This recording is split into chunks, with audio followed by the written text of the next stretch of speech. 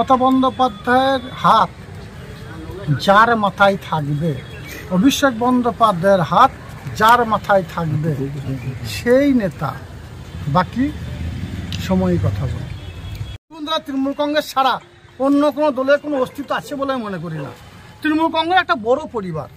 এই পরিবার, একটা পরিবারে মায়ের সঙ্গে ছেলের দ্বন্দ্ব, বাবার সঙ্গে ছেলের দ্বন্দ্ব, ভাইয়ে ভাইয়ে দ্বন্দ্ব হয়, সেই ধরনের দ্বন্দ্ব হচ্ছে বলে মনে করছি আমি। কিন্তু বীরভূম জেলা পুলিশ প্রশাসন অতি সক্রিয় আছে। তারা সক্রিয়তার সঙ্গে যারা দুষ্কৃতিকারী, যারা সমাজ বিরোধী, তাদের গ্রেপ্তার করছে।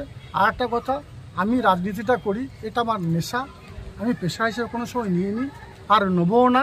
আপনারা জানেন, রাজনীতি করতে গিয়ে আমি আমার দুই দাদাকে হারিয়েছি, আমি বাবাকে হারিয়েছি। অনেক সময় আমার প্রতি অনেকবার অ্যাটাক করা হয়েছে। আপনাদের দোয়া, আশীর্বাদ, ভালোবাসার জন্য হয়তো আমি আজকেও বেঁচে আছি এবং মমতা বন্দ্যোপাধ্যায়ের হাত আমার মাথায় আছে বলে হয়তো বিভিন্ন সভাধিপতি আসন পেয়েছি। আজকে আমি স্পষ্ট করে আমাদের মাধ্যমে বলতে চাই, মমতা বন্দ্যোপাধ্যায়ের হাত যার মাথায় থাকবে, অভিষেক বন্দ্যোপাধ্যায়ের হাত যার মাথায় থাকবে সেই নেতা, বাকি সময়ই কথা বলে। বীরভূমে যে একের পর এক বোমা উদ্ধার হচ্ছে, কি বলবেন? এটা বীরভূম জেলা পুলিশ প্রশাসনকে আমি ধন্যবাদ জানাবো যে অতি সক্রিয়তার সঙ্গে বোমাগুলো রিকভারি করছে। যদিও কী জন্য বোমা রাখা হচ্ছে, মজুত করা হচ্ছে, কোথা থেকে আনা হচ্ছে, এই বিষয়গুলো পুলিশ প্রশাসন তদন্ত করছে।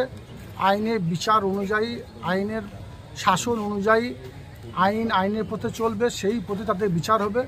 কিন্তু এখন কোনো বোমাগুলির প্রয়োজন আছে বলে আমি মনে করি না। কারণ মমতা বন্দ্যোপাধ্যায় যে উন্নয়ন করেছে, সেই উন্নয়নের মাধ্যমে মানুষের মনের মণিকোঠায় পৌঁছে গেছেন। স্বভাবতই বোমাগুলির কোনো প্রয়োজন নেই। যারা বোমাগুলি নিয়ে খেলছে তারা মমতা বন্দ্যোপাধ্যায়ের সৈনিক বলে আমি মনে করি না ব্যক্তিগতভাবে। জেলা কমিটির বৈঠক হয়ে গেল, হঠাৎ করে কি দেখুন, একটু নামা, যদিও এটা দলীয় অভ্যন্তরীণ বিষয়, না বলাই উচিত বলে মনে করি, তবু যে প্রশ্নটা করছেন সঠিক প্রশ্ন করছেন। যেহেতু আমাদের মাননীয় মুখ্যমন্ত্রী, বাংলার মা মমতা বন্দ্যোপাধ্যায়, তার কথাই শেষ কথা। তিনি যখন বলে দিয়েছেন যে বীরভূম জেলা কোর কমিটি চালাবে, সুতরাং কোর কমিটি বীরভূম জেলা চালাবে। কোর কমিটির আলাপ আলোচনা সাপেক্ষে আপনি যে প্রশ্নটা করলেন, আলাপ আলোচনা করার পরই দলীয় মিটিং ডাকা উচিত ছিল বলে আমিও মনে করি।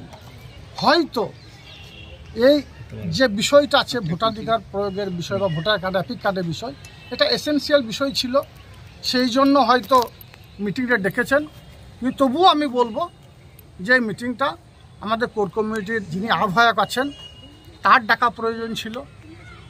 আর কোর কমিটি মিটিং করার পর বীরভূম জেলার যেসব দলীয় কার্যালয়গুলো, দলীয় কার্যক্রমগুলো হবে, কোর কমিটি মিটিংয়ে পরেই সেগুলো করা উচিত বলে আমি মনে করি ব্যক্তিগতভাবে। দেখা যাচ্ছে যে বারবার আপনারা বলছেন যে গোষ্ঠী কন্দল নেই জেলায়, কিন্তু বিভিন্ন অনুগামী, আপনার অনুগামী, অন্যদের অনুগামী, অনুব্রত মণ্ডল অনুগামী, এই অনুগামীদের মধ্যে এই বিষয়টা নিয়ে কী বলবেন? দেখুন, আজকে দলীয় কার্যালয়ে যে মিটিংটা ছিল, বর্ধিত জেলা কমিটি মিটিং, সেই মিটিংয়ে পরিষ্কারভাবে আমি জানিয়ে দিয়েছি যে আমি মমতা বন্দ্যোপাধ্যায় অনুগামী, আমি অভিষেক বন্দ্যোপাধ্যায় অনুগামী, আমি আর কাউকে চিনি না, চিনতেও চাই না। মমতা বন্দ্যোপাধ্যায়, অভিষেক বন্দ্যোপাধ্যায় যে নির্দেশ দেবে সেইটাকে অক্ষর অক্ষরে পালন করা হচ্ছে কাজল শেখের ডিউটি, কাজল শেখের কাজ। কেউ যদি বলে আমি কাজল শেখের অনুগামী, কেউ যদি বলে অন্য কারো অনুগামী, আমার মনে হয় তাদের নিজস্ব দল তৈরি করা উচিত। তাদের এই মমতা বন্দ্যোপাধ্যায়ের দলে কোনো থাকা উচিত বলে আমি মনে করি না। এবার কি কাজল এবং কেষ্টকে একই ময়দানে দেখা যাবে লড়াই? আমি আগেও বলেছি, আবার বলছি, আমি মমতা বন্দ্যোপাধ্যায়ের সৈনিক। মমতা বন্দ্যোপাধ্যায় যে নির্দেশ দেবে সেটাকে পালন করাই আমার ডিউটি।